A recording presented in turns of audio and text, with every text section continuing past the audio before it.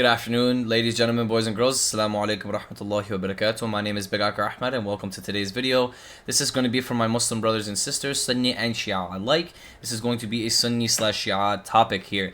Now, I want to go ahead and speak about this because I see a lot of issues within the community, and I'm going to continue to speak about these subjects because this is the modern day thing that might explode the whole entire world. This might cause one of the biggest issues in the whole entire world, is the Sunni and Shia conflict. And this has been going on for 1400 years, so this is not something that is just going to be resolved in a day. This is something that we need to sit down and talk about as a generation, especially a younger generation that comes from a standpoint where we have the internet. We come from a standpoint where we're open to all different things. We can go ahead and study these subjects and we can get our answers like this. We don't have to fly to the library in Tokyo, Japan to find a specific book that's been preserved in a museum on Islam to figure out history.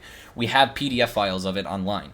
So this is something that we need to use to our advantage. Now, the subject I want to go ahead and speak about today in specific are the 10 people who are promised paradise in Sunni Islam. There are 10 individuals, companions of the Prophet, peace and blessings be upon him, who are promised paradise. Now, I have a problem with this because I see a lot of Sunni Muslims going and attacking Shia Muslims, telling them, you guys believe in 12 infallible imams who are guaranteed paradise, who cannot do anything wrong.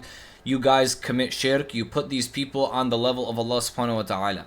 I'm going to tell you this right now, and I'm going to help you understand something right now. Shia people hop off Sunni people's back. Sunni people hop off Shia people's back. You as an individual need to study and educate yourself. You have no clue what you're talking about. Most things that Sunni people know about Sunni Islam is from their parents, is from their sheikh, is from their mosque, is from some YouTube videos. They have never opened their hadith books. They have never opened the Holy Quran. They have never opened anything and actually indulged in following their religion and understanding it. They just think they're right because they were born right, which is kind of crazy to me, because your average Christian thinks they're right because they're born right, and your average Jewish person thinks they're right because when their average atheist thinks they're right because they're born right. Like, you need to get this concept of I am right because I was born this way. You need to understand why you're right. You need to understand why you're Sunni. You need to understand why you're Shia, okay? Most Shia people grow up, their dad tells them, Imam Ali, Imam Hassan, Imam Hussein, these are the imams, and, you do this, and, blah, blah, blah.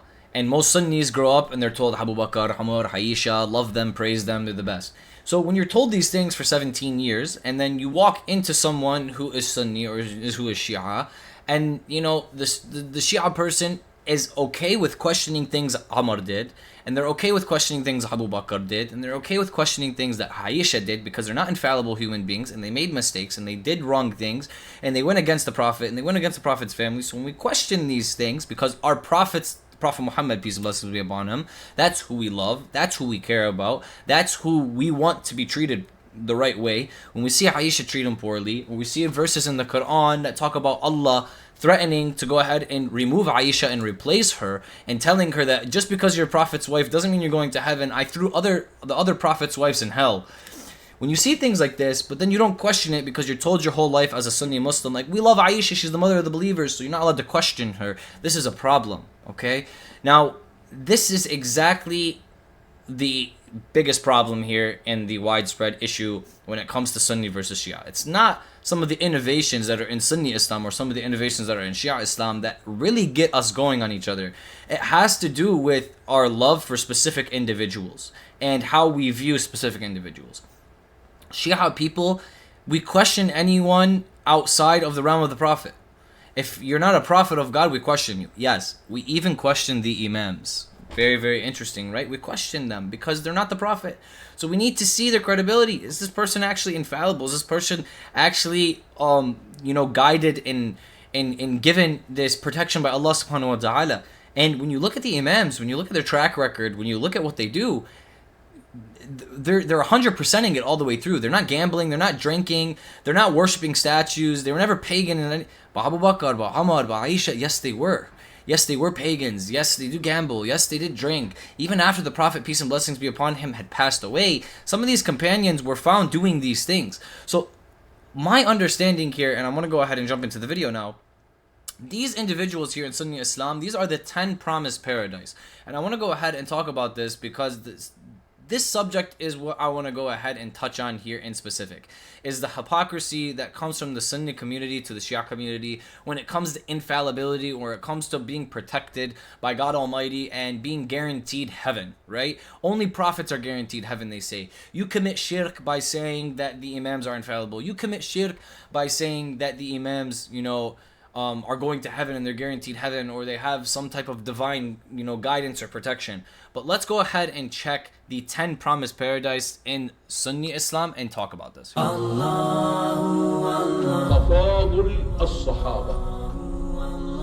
Presidency for some over others. We begin with the Khulafa al-Rashideen. Abu Bakr, Umar, Uthman, Ali. The rest of the 6 that make up the 10 promised paradise. طلحة ابن عبيد الله، سعد ابن أبي وقاص، عبد الرحمن ابن عوف، أبو عبيدة ابن الجراح، الزبير ابن العوام، سعيد بن زيد. All right, awesome. So here's my issue with this, right? Because I looked into the hadiths, I looked into all of this, and I understand these 10 are promised paradise. The Prophet Muhammad, peace and blessings be upon him, promised these 10 individuals that were just named here in the video, he promised them paradise. Meaning, no matter what they do, before the Prophet dies, gamble, drink, worship statues, die a kafir, they're guaranteed paradise, I guess, apparently. So I don't understand this concept in Sunni Islam. How can you believe that these 10 individuals are promised paradise no matter what? That makes them infallible. That means Abu Bakr goes ahead and drinks, or he steals, or he does these things, or he innovates, he creates bid'ah within the religion, which he has, that he's just going to paradise. Khalas, because he was promised paradise, right? This is infallibility. Believe it or don't believe it, this means that they cannot make a mistake. Even when they make a mistake, it's not counted as a mistake on them because they're promised paradise anyways. This is a very, very big issue for me, okay? And this is a very, very, very big double standard here. And that's just what I want to talk about, right? How can you get on the Shia Muslims case saying these 12 imams are protected from making mistakes? Even when they make a mistake, yes, they make a mistake, they learn from it, but it doesn't, it's not like a grand mistake. It's not like it's going to be caught against them because they're pure human beings. They have pure souls. They're good. They have a really good relationship with Allah subhanahu wa ta'ala, which means these people and these individuals, these imams, they're promised paradise, right? That, no, yeah, they can make mistakes. They're human beings. They have free will. But they're promised paradise, meaning even when they make a mistake, it's not counted against them like it's counted against someone who is indulging in mistakes, right? Same thing that goes to these 10. If Abu Bakr, if Umar, they drank or they gambled or they decided to go ahead and worship statues and they died upon, worshipping statues, for instance, are they going to heaven? Because they were promised paradise? This is a prophecy that came from the Prophet. Abu Bakr is going to heaven? It's a prophecy. This is crazy to me. To really go ahead and break this down and understand that there's no way you as a Sunni Muslim can believe that these 10 are promised paradise, and these 10, we're not allowed to say anything against them. And anytime we question anything that they did wrong, like when Umar decided not to give a pen and paper to our Prophet when he was laying on his deathbed, I don't know how you guys, in your heads, you don't think for a second. This has nothing to do with Shia cussing out companions. This has to do with using your common sense. An individual who is not infallible, Umar, who grew up worshipping statues, drinking, gambling, doing these things, looked at our Prophet, our Rasul, peace and blessings be upon him, in the face while he was sick and dying. And when the Prophet said, bring me a pen and paper so I can make sure that we don't go astray, we don't, the ummah doesn't split apart, so you guys don't astray from each other, right? Umar looked at him and goes, the Quran is good enough. We don't need to hear what you have to say, Prophet. You are in a delusional state because you're sick. Stay. Which caused an argument between the companions in front of the Prophet, which caused the Prophet to kick everyone out of his home. That was the last thing Umar heard from our Prophet, peace and blessings be upon him, before our Prophet passed away. And when our Prophet passed away, where was Ammar? Was he there taking care of the body? Was he there burying the Prophet? No. His family was. The Prophet's family. Imam Ali alayhi salam, Sayyidina Fatima, their children. That's who was there catering to the Prophet's death. Do you know where Ammar was? He was taking a vote and getting people to vote for who the next caliph is going to be. Without Imam Ali alayhi salam.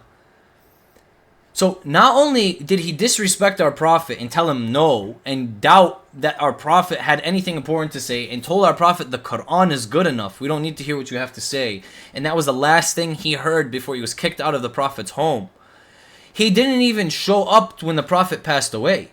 He was out getting votes so he could be the next person in power, and Abu Bakr could be the next person in power. He was out there collecting people's democratic votes like Islam works as a democracy.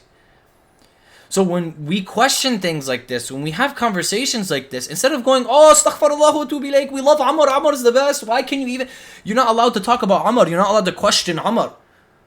Radiyallah. You literally say after their name, God, please forgive them. How are you asking God to forgive someone, but you pretend that they're promised paradise, you pretend that they're perfect, and we're not allowed to question anything that they did? They're not infallible. Ammar is not infallible. I'm sorry. As much as you believe he's promised paradise, I don't believe he's promised paradise. I don't think you can be promised paradise, brother. Unless Allah subhanahu wa ta'ala ordains this.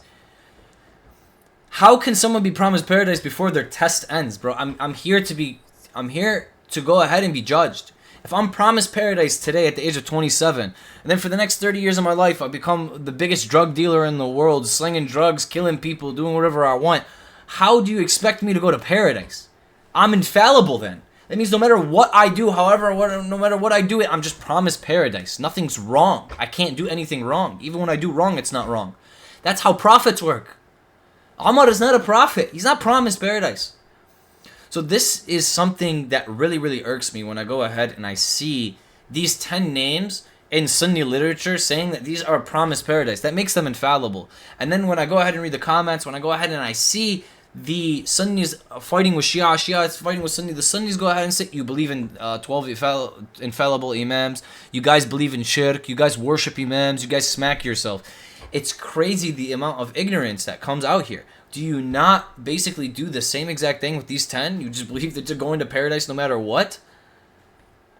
You praise them day in and day out? More than your prophet. You literally are scared to talk about situations like things bad Ammar did. Ammar did bad things. It's okay to talk about them. And he did bad things to our prophet. Peace and blessings be upon him. Unfortunately, Ammar is not my prophet. Abu Bakr is not my prophet. Imam Ali alayhi salam is not my prophet. The Prophet Muhammad, peace and blessings, is my prophet.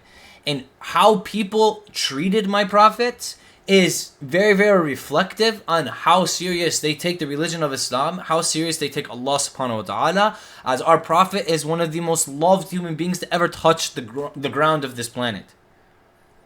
So Ammar denying our prophet a pen and a paper, Ammar telling him the Quran is enough, Ammar not showing up when the prophet died and going and getting votes to become caliph. This shows me the character Ammar is. This shows me his character. How do you treat our prophet like this, but then you're going to tell me he's one of the greatest Muslims of all time, he's guaranteed heaven? I am not going to subscribe to this idea in my head. But we can go ahead and look at the history, we can go ahead and understand these things, which is very important. This is what I'm going to go ahead and end the video on here today.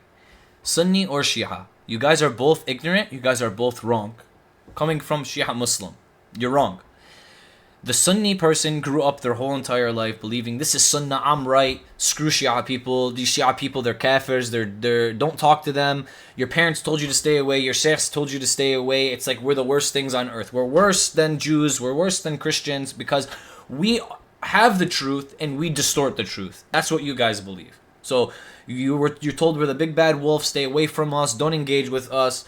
You're right, you were born right, you'll always be right, you don't need to study, you don't need to open your hadith book, you don't need to open the Quran, you're just right because you were born Sunni Muslim. Praise Abu Bakr, praise Ammar, praise Aisha. This is what your parents told you, this is what your sheikh told you, this is what the mainstream tells you. Now, Shia Muslims, you're told your whole life, Imam Ali, Imam Hassan, Imam Hussein, Hussein, imams. And I know you were. You were literally bombarded with the idea of the imams, which is a good thing, but it's also a very bad thing, because you need a lot more preservation and understanding and spotlight on the Prophet, on the Holy Quran.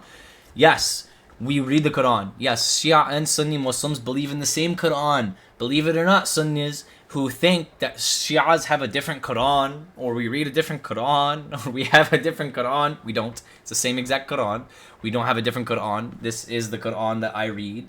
It is translated by Abdullah Yusuf Ali, and here it is. It's probably one of the most famous translations by a Sunni. So there's a lot of garbage that is being fed to us for 16 years. Traditional things are being fed to us for 16 years. These are traditions.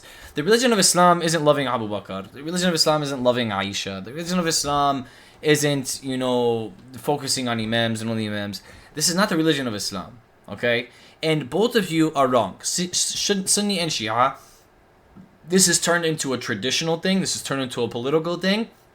And if you want salvation, you want the truth, you want to go ahead and praise your prophets first, and understand that the Ahlul Bayt is the preservation of Islam, and understand that there's a lot more to Islam than what you're being fed through a mainstream. To open your hadith books, to open the Holy Quran, and to research history and really understand history, to sit down with people who aren't the same as you. You are from a different division of Sunni Islam, like you're Maliki and you're Hanbali. You go ahead and sit down and talk to each other about your differences. Go ahead and figure out why they're different. Sit down with the Shia, figure out why he believes what he believes. You'll realize really, really fast that we're not worshiping the imams. We're not smacking ourselves and cutting ourselves open. Yes, a small minute people is, just like a small minute of Sunni people are ISIS and the Taliban, and they're chopping people's heads off and they're destroying grave sites and they're slaughtering Shia people. Yes, that's the deal. Us as an ummah needs to come together. Ladies and gentlemen, boys and girls, astaghfirullah wa atubu ilayk, the fact that we look at what's happening in the Middle East, we look at what's happening to our Palestinian brothers and sisters, a full-blown genocide going on Sunni Muslims, and 1.8 Sunni Muslims stand back and are watching. Egypt, Saudi Arabia, Malaysia, Indonesia, all of these countries that are surrounding this area, they just watch. 1.8 billion Sunni Muslims, you know what they do? I'll make dua for them. Allah, please help them. Do you know what the Shia Muslims are doing? In Yemen, in Lebanon, in Iran? They're gearing up. They're fighting. They're dying for Shia Muslims. For Sunni Muslims. The same people in Palestine, in Gaza, who talk garbage against Shia Muslims, who call them kafir, who call them idol worshippers, who talk garbage against them, they're dying for them. We're dying for people who talk garbage against us. Why? Because they're Muslimin. That's what we do. That's what we learn from our Prophet's family. That's what we learn from Imam Hussein alayhi salam. This is what we learn from the sacrifice that came with that. You guys need to understand something. 1.8 billion Muslim, they're doing nothing, but the 100 million Shia Muslim are risking everything for them. Why? Why? You got to think about it. You need to understand history. You need to understand the importance of the Ahlul Bayt. You need to understand the importance of your Prophet. You need to understand, start from square one. You start at the Holy Quran. You start at the Prophet Muhammad. Then you work your way into his family and you work your way into his companions. You go do it yourself. Please do it yourself. Allah subhanahu wa ta'ala gave you a brain. Not to go follow some sheikh. Not to go follow the regime of Saudi Arabia who are literal Zionists. No. Please use your intellect. Please use your mind. I promise you. Connect to your Creator. Pray. Prostrate on that prayer rug. Make dua. Your God, Allah subhanahu wa ta'ala, our Creator, He will guide you. I promise you. He will guide you. Above any sheikh, above any form of information, He'll guide you. Ask Him for knowledge. Seek knowledge. He'll give it to you in the exact way that you would have never thought you would get in it. In the most miraculous way. Please, my Muslim brothers and sisters, stop being ignorant. The internet is such an easy place to go ahead and get this information and be ignorant and talk out your mouth, talk out your butt. You need to slow down a little bit. If you don't know something, don't speak on it. If you have never studied Shia theology. Don't talk about Shia theology. Like, don't run around and be like they smack themselves and they worship Imam Ali. Like, you sound dumb. Like, you sound very, very ignorant.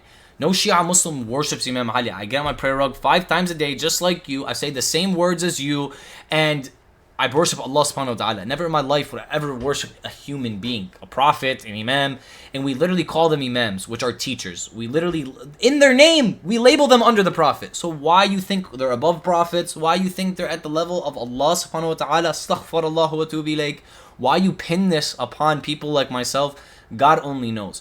The word imam means teacher, which is under a prophet. A prophet is above an imam. So why you guys associate the idea that these imams, that we literally call imams, that we literally tell you as below a prophet, why you believe that we put them on the level of Allah subhanahu wa ta'ala and you make up this propaganda and this garbage? I don't know. Because you see a minute group of literal pagan worshippers worshipping a picture of Imam Ali. That's their problem, bro. They can deal with their creator. They're not Shia. They're not Muslimin. That's the issue. And Sunni and Shia, they're both Muslim.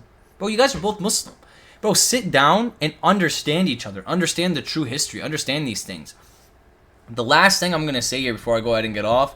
Today, in today's day and age, the religion of Islam has been infiltrated by Yahudi and Shaitan. Okay? This is what has happened. If you believe it, if you don't believe it, go ahead and look at the history. Go ahead and ask the top sheikhs. Go ahead and ask the top scholars. Go ahead and ask whoever you want. Ibn Yazid, the family of Yazid ibn Muawiyah, the guy who murdered the Prophet's family, grandsons, his companions, literally 72 of the Prophet's family members and companions, slaughtered them with no food, no water, starved them to death, killed them. Also raided the city of Mecca, destroyed the Kaaba, the black stone, broke the black stone. Yazid, his family has been passing on leadership all the way to today in the Saudi regime that we have today.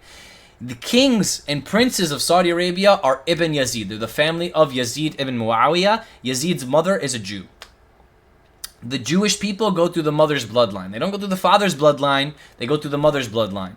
So guess what? Saudi Arabia, Mecca, and Medina is being ran by Yahudis. It's not being ran by Muslimin, and it's being ran through a family bloodline and heir to the throne of murderers of our Prophet's family and companions. And you guys are okay with it.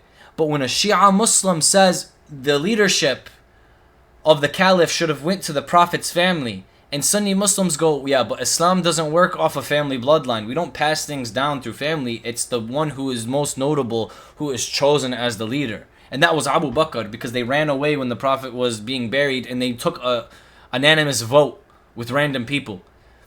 This is a crazy concept to go ahead and come up with in your head. Like, this is insanity to me. It's truly insanity, and I don't know how else to think about these things and really like put 2 and 2 together. But when you really understand history, when you really go into it, you see the garbage and the bid'ah and the innovations and the political and the egotistical driven things in Sunni Islam, and you see them in Shia Islam, and you see how they're weaponized by Shaitan to turn the Muslim Ummah and split them in half. It's that simple, and it's been happening for 1400 years. Our leaders, the people who control the mainstream narrative of Islam, who infiltrated the Western world and put Abdul Wahhab to work to create a mainstream narrative for Islam in the Western world, is Saudi Arabia, is the Saudi Arabian regime, and is Ibn Yazid. Like I said, it's okay for the murderers and the destroyers of Mecca and in the Kaaba, the Black Stone, to go ahead and rule Mecca and rule the Muslim world and push our sheikhs and push the propaganda and push Islam out to the world. These are the people who control the religion of Islam today. Ibn Yazid, a bunch of Yahudis who work with Israel, who work with the Western countries. This is who we allow to control the capital of the world, Mecca. This is who we allow to do these things. But the Sunni people look at Shi'as and go, why Ahl al-Bayt? Why this? Why that? It doesn't go through family bloodline. It doesn't go through family. But Allah subhanahu wa ta'ala chose the Mahdi to come through this bloodline. There's a prophecy. It's prophesized that this family is chosen. It's prophesized that the savior of the world, the final caliph of the world, the final prophet figure of the world, who's going to come and defeat the Antichrist, the Nabi Isa alayhi salam, he's going to come from the bloodline of the Ahlul Bayt, the bloodline of the Prophet. So you don't believe that leadership is chosen through family, but Allah subhanahu wa ta'ala literally gave us a prophecy that the final king of all of kings is going to come from the bloodline of the Prophet, which means it's chosen through the bloodline of the Prophet. But you don't believe that bloodline is chosen through the Prophet? You don't believe that Ahlul Bayt, who's going to birth the Mahdi, is chosen by Allah subhanahu wa ta'ala, but you believe the Mahdi is chosen by Allah subhanahu wa ta'ala? This makes absolutely no sense. But then you allow people like Ibn Yazid, the bloodline of Yazid, to continuously pass on power from the destruction of Islam 1400 years ago. When he killed your prophet's grandchildren, when he killed your prophet's companions, when he killed your prophet's great-great-grandchildren, cold-bloodedly in the middle of a desert with no food and water, that's okay. When he destroyed Mecca and he hit the Kaaba and he destroyed the Black Stone, that's okay. His family could run the Muslim Ummah. We have no problem with bloodline relations like that, but God forbid the leadership goes through the Prophet Muhammad, peace and blessings be upon him, and his Ahlul Bayt, his family. Even though it's divinely chosen by God, even though the Mahdi is divinely chosen to come through his bloodline by God and be the divinely chosen final leader of the world, no, bloodline doesn't work through the Prophet. It only works through tyrannical murderers of the Prophet's family. This is one of the biggest hypocritical things, and I cannot wrap my head around a lot of these different things, and I want to go ahead and talk about these things, go ahead and engage with my Sunni and Shia brothers and sisters, and have these conversations. But without further ado, I'm going to go ahead and end the video here. God bless every single one of you. Inshallah, Allah subhanahu wa ta'ala leads us all to the straight path. Everyone make dua.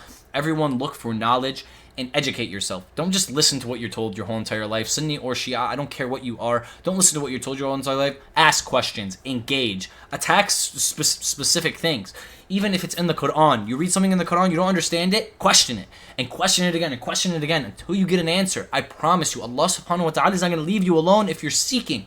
If your truly intention is to seek knowledge and understand and to get closer to Allah subhanahu wa ta'ala, and that is your only objective, Allah will give you all of the knowledge in the world. He will open up everything to you. If you think, oh, I'm Sunni, I'm right, I'm upon the truth, we are the Sunnah of the Prophet Muhammad, peace and blessings be upon him, I am right, I was born right, I am right, screw these Shia Muslims, they're all kafir in their shit, they commit shirk.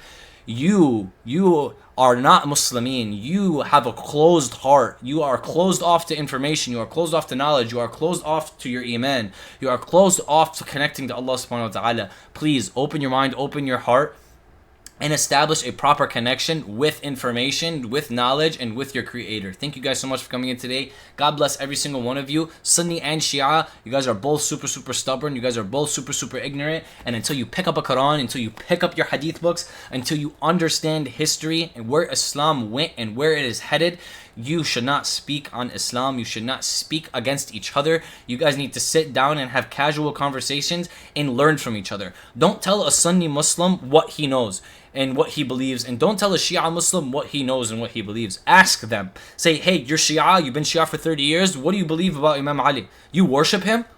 Just ask him, bro. Instead of telling him you worship Imam Ali, you're an idol worshiper, you are a kafir, you're burning in hell. Like, bro, you can't just go accusing people of things you don't know anything about them. When you don't know anything about Shia Islam, when you don't learn anything about Shia Islam because your dad told you, or because your sheikh told you, or because you watched a YouTube video calling Shia kafir, or vice versa. Stop with the garbage.